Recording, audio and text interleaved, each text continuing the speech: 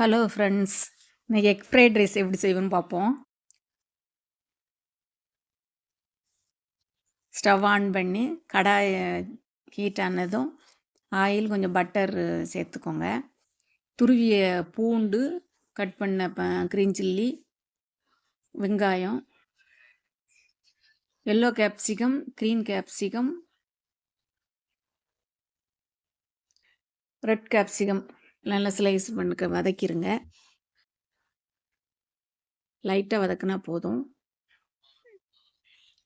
இன்னொரு ஸ்டவ்வில் இன்னொரு பேன் வச்சு ஆயில் ஊற்றி 2 முட்டை உடச்சி ஊற்றி சால்ட்டு ஆட் பண்ணி முட்டையை நல்லா பொரித்து தனியாக வச்சுக்கோங்க.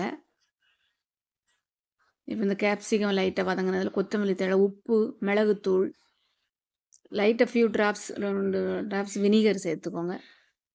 அப்புறம் ஒயிட் ரைஸு சாதம் கலந்து மிக்ஸ் பண்ணிங்கன்னா மிக்ஸ் பண்ணி அந்த ஃப்ரைடு பொரித்த முட்டையும் அது மேலே போட்டுருங்க.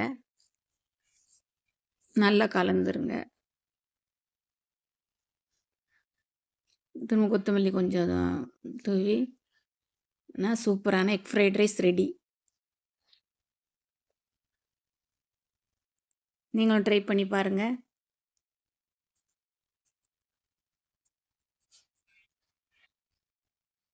தேங்க்யூ.